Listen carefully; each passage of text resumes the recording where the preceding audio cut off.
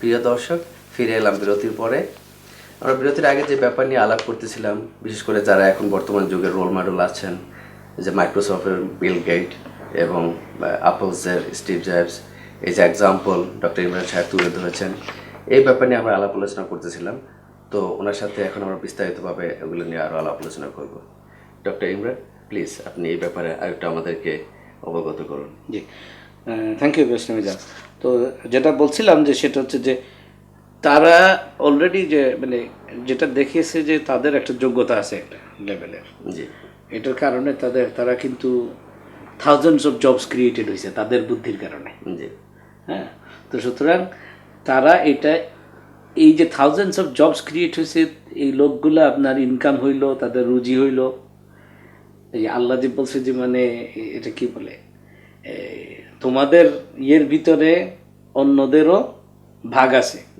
তো আপনি যেটা করতেছেন যে সেটা হলো যে আপনার যোগ্যতা অনুসারে আপনি কাজ করে যাবেন, করে গেলে আপনি যদি জব ক্রিয়েট করতে পারেন, এই জব ক্রিয়েট করতে পারলে আপনার আল্লাহর আরও কতগুলো বান্দা এখানে রিজিকের একটা ব্যবস্থা হইতে পারে।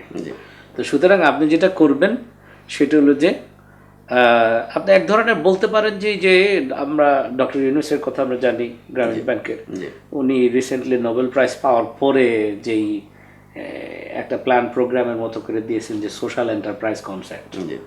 হ্যাঁ, যেখানে কিনা ইন্ডিভিজুয়াল ব্যক্তি তার নিজের প্রফিটের কথা চিন্তা করবে না, কিন্তু কিন্তু কোম্পানিটা বিজনেসটা ইটসেলফ একটা প্রফিটে চলবে। তাতে করে প্রফিটের উপরে এক্সপানশন হইতে হইতে আরও বেশি লোক এখান থেকে বেনিফিটেড হবে।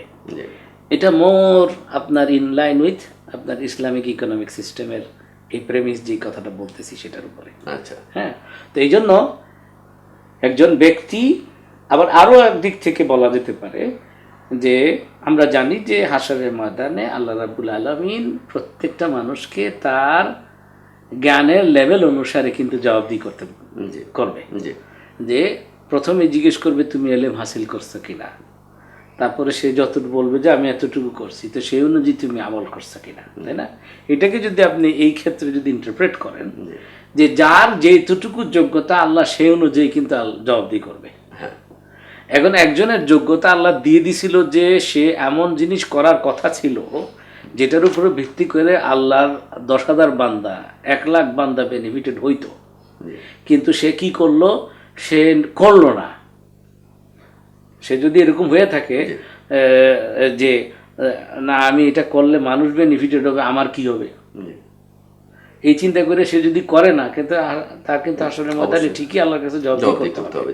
এই জন্য প্রত্যেকে তার নিজের ম্যাক্সিমাম যোগ্যতা কি, ওই যে সুলাইমান আলাইহিস সালামের কথা বললাম, ওনার যোগ্যতা হচ্ছে যে সারা বিশ্বব্যাপী রাজত্ব চালানোর মতো ক্যাপাসিটি, সেজন্য ওই পর্যায়ে উনি গেছেন। তো এরকম আপনি জানেন আপনার যোগ্যতা কতটুকুর লিমিট হইতে পারে, সুতরাং আপনি সেই পর্যন্ত ইসলাম বলতেছে আপনি এক্সেল করতে থাকেন।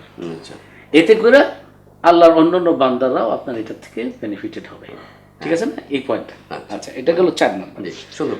5 নম্বর হচ্ছে যে আপনার, আমি কিন্তু এটা বলছি হলো যে ইসলামী অর্থনৈতিক ব্যবস্থা কোন প্রেমিজের উপরে দাঁড়ানো, এবং সেই সাথে বলছি যে পুঁজিবাদী অর্থনৈতিক ব্যবস্থার সাথে কিভাবে এটার পার্থক্যটা।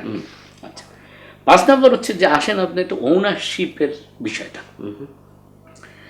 আপনি মনে করেন একটা বাড়ি কিনলেন, বাড়ির ওনারশিপ, জমি কিনলেন, জমির ওনারশিপ, ব্যবসা কিনলেন, ব্যবসার ওনারশিপ, একটা কোম্পানির শেয়ার কিনলেন, শেয়ারের ওনারশিপ।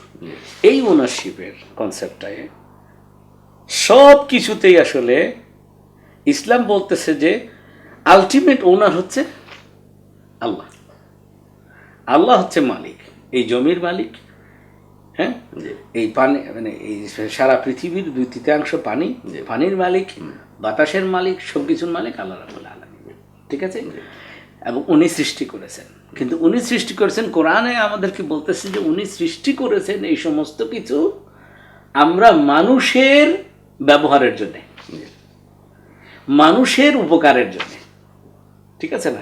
সমস্ত প্রাণী মানুষের উপকারের জন্য। কিছু আছে আমরা খাওয়ার জন্যে, কিছু আছে আমরা রিক্রিয়েশনের জন্য। যেমন আমরা সিংহ, বাঘ আমরা ভয় পাইতেছি, খাওয়ার কোনো ব্যবস্থা নাই, কিন্তু এটাও কিন্তু আমাদের উপকার। আমরা জুতে চিড়িয়াখানার মধ্যে রেখে আমরা দেখে একটু আনন্দ পাই, জি তাই না? তো এই মানুষের ব্যবহারের জন্য, মানুষের উপকারের জন্য মানুষ তখন কি করতেছে, এখন এর মধ্যে যেই জমিটুকু যাকে দিলে ওই জমিটার সবচেয়ে বেটার ব্যবহার করতে পারবে, আল্লাহ ওই জমিটা তার করে দেয়। আচ্ছা আচ্ছা। তো এইটা করাটা হলো যে এরকম যে মূল মালিক হচ্ছে আল্লাহ, আমি হলাম ট্রাস্টি। ইসলাম হচ্ছে এই কনসেপ্টে বিশ্বাস করে। আমি হলাম আমানতদার। আচ্ছা। হ্যাঁ, যে আমার জীবদ্দশায় এইটুক হলো আমার জমি। এখন এই জমির ব্যবহার যে আমি করব, ব্যবহারটা কীরকম? আমি জমির আইল ঠেলাঠেলি করবো না, পাশের জমির মালিককে ডিস্টার্ব করবো না আমি, তাই না? যেটা দেখা যায় প্রায় ক্ষেত্রে হয়ে থাকে। যেমন এটা সুন্দর চমৎকার একটা ছোট্ট হাদিস আছে।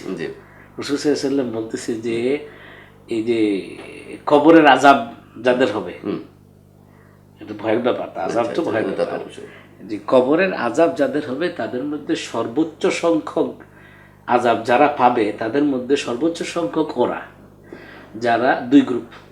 এক গ্রুপ হচ্ছে যারা জমির আইল ঠেলাঠেলি করে, আর আরেক গ্রুপ হচ্ছে যারা ওইটা বলছে আর কি যে দাঁড়িয়ে প্রস্রাব করে অথবা প্রস্রাব করে পানি নেয় না। এটা হচ্ছে যে সাধারণ ব্যবহারের দিক থেকে। প্রথমটা কিন্তু ওই যে ওনারশিপের সেন্সে কিন্তু আসতেছে, তাই না?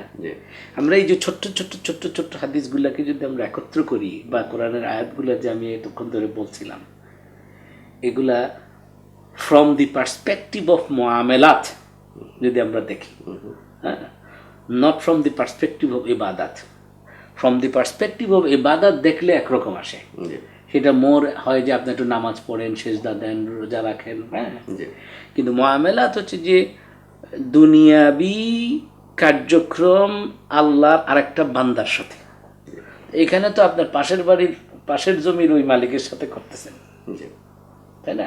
তো এই আপনি যদি কবরের আযাব পাবে এরকম বেশি সংখ্যক লোক, এই দুই গ্রুপের একজনের মধ্যে যদি আপনি পড়তে না চান, তা আপনি কি করবেন? জমির আইল ঠেলাঠেলি করবেন না।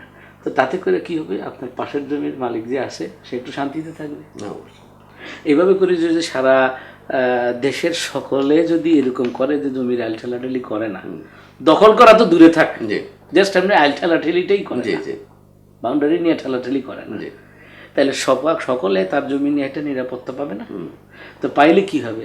জমি কেনা বেচা বাড়বে কিনা? বাড়বে, জমির দামও বাড়বে। এই যে এখন বর্তমানে বাংলাদেশের জমির দাম কমে গেছে। আচ্ছা, শুধু কমে যায় নাই, ক্রেতা পাওয়া যাচ্ছে না। কেন? সবাই একটা নিরাপত্তাহীনতায় ভুগতেছে। না, জমি কিনে লাভ নাই, কয়েকদিন পরে কোনো মাস্তানরা এসে দখল করে নিয়ে চলে যাবে, দরকার নেই বাবা, আমার টাকা আমি সেফ রেখে দিই। এগুলো কিন্তু বর্তমানে অনেক সময় এটা মানুষের মেন্টালিটি চলে আসছে, তাই না? ওই যে নিরাপত্তা, ব্যবসা যদি ফ্লারিশ করতে চান, হ্যাঁ, আপনার সম্পত্তি কেনা বেচা, জমি কেনা বেচা, এগুলো যদি অর্থনৈতিক কারবারকে যদি ফ্লারিশ করাইতে চান, দেশের জনগণকে আপনার নিরাপত্তার মনোভাবকে নিশ্চিত করতে হবে আপনার, এবং সেটা ইসলামী অর্থনৈতিক ব্যবস্থা ইনহেরেন্টলি এটা করে যায়। কারণ হচ্ছে যে সে প্রত্যেকটা জমির যে মালিক বা বাড়ির মালিক প্রত্যেকে চিন্তা করতেছে যে আমার কাছে যা আছে এটা আসলে আল্লাহ, আমাকে কিছুদিনের জন্য ট্রাস্টি হিসেবে এইটার এটা কি বলে দায়িত্ব দেওয়া হয়েছে, আমানত বা দায়িত্ব হিসেবে দেওয়া হয়েছে। তো সুতরাং এটার জন্য আমার জবাবদিহি করতে হবে। তো এই জন্য আমি কি করব? এই ঘরটাতে আমি যদি কোনো ভাড়াটিয়াকে ভাড়া দেই, তার সাথে আমার ভালো ব্যবহার করতে হবে। তার কাছ থেকে আমি ভাড়া নিব, এটা ঠিক আছে, কিন্তু এট দি সেম টাইম তার ঘরের ভিতরে আপনার যদি একটা লাইটটা নষ্ট হয়ে যায়, মানে আপনার কোনো ইলেকট্রিক সিস্টেম যদি প্রবলেম হয়, তার প্রতি একটা দায়িত্ব থাকা উচিত, তার প্রতি একটা দায়িত্ববোধ, যেটা কিনা আপনার যে টেনেন্সি এগ্রিমেন্টের লেখায়ও কিন্তু পারা যায় না।